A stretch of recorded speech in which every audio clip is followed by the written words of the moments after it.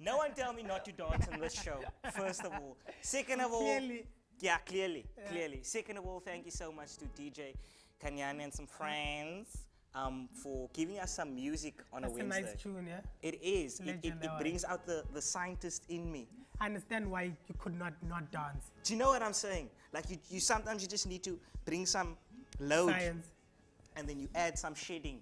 And then you get Hannah, who shows you how not to get load shedding. Now, Hannah actually won the best junior in the biomedical science category at the Cape Town Expo. And she's here to talk about what it is that she designed and also how long it took the project. And she brought along a little demo for us to show. She said something happened on the plane. I don't know what happened on the plane.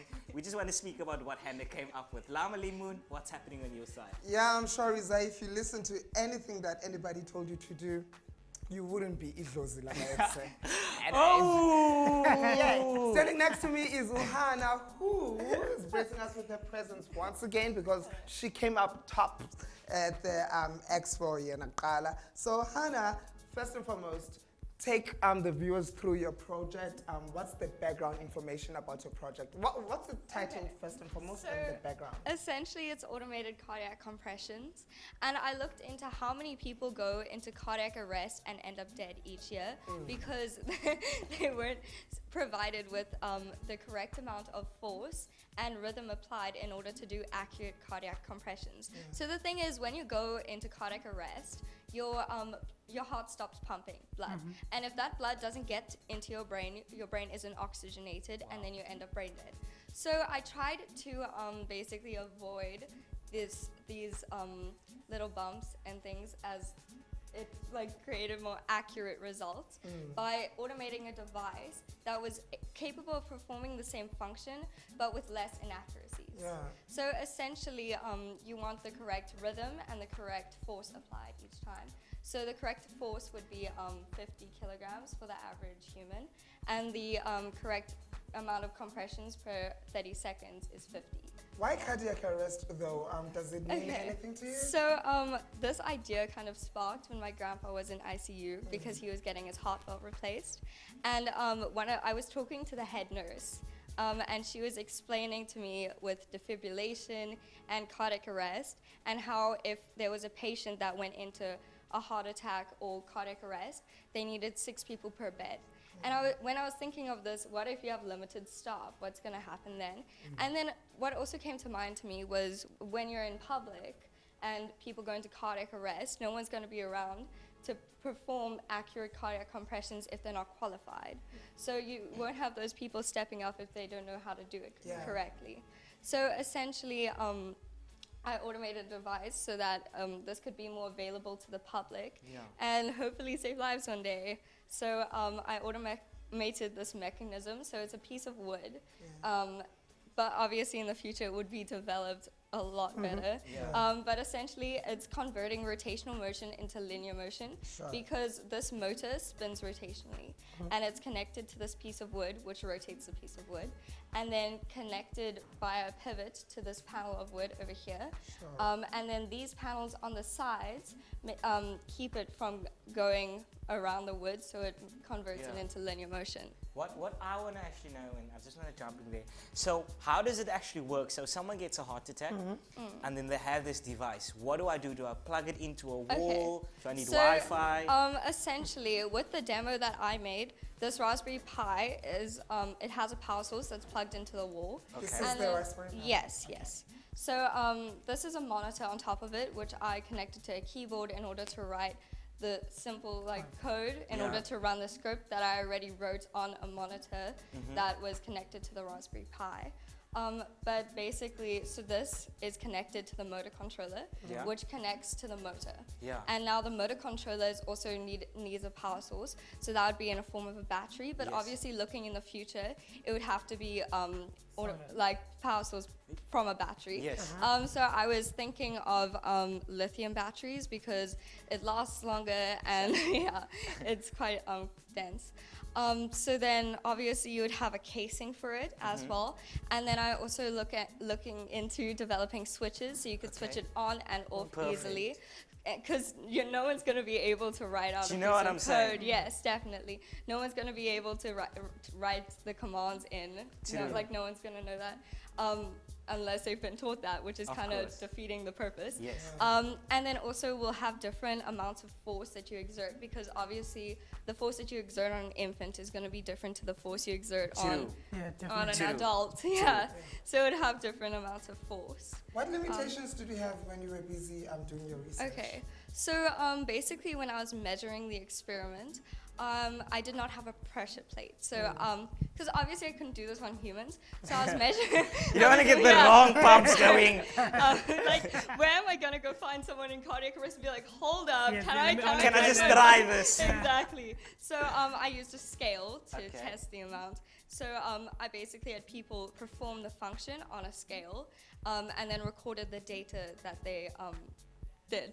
So essentially I tallied up the force per compression and then the amount of compressions per 30 seconds. Okay. And then made an average of that person's force, and then made an average of the rate that they did it. Wow. And then made 3 people do that, and then created an average for humans, and then ran the robot 3 times, calculating the average per compression as well as Wow. the rate.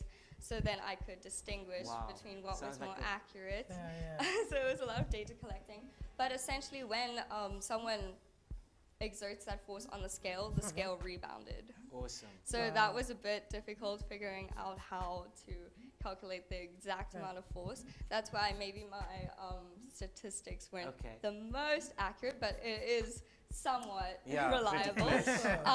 But also having lithium batteries, because essentially I wanted to make it available, so To the portable as well. Yeah. But I didn't really have access to lithium batteries, and also finding the correct motor that could provide the correct amount of force when it exerted, Yeah. and then also the right amount of rotations Yeah, per second. there's one thing I've learned of Hannah Uh-huh. today, and that is she really has a passion for what she does, and she really, really loves lithium batteries.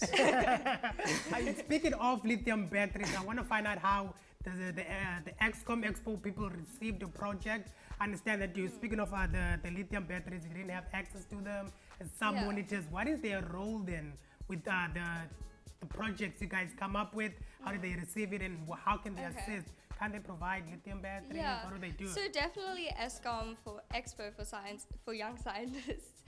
They definitely do encourage development, and I know that they reach out to sponsors, and Yeah. some people will Okay. sponsor you, but it almost depends on what division they're in. Yes. Like if you're in engineering or Yes, yes. something like that, because most of their sponsors are in engineering and energy.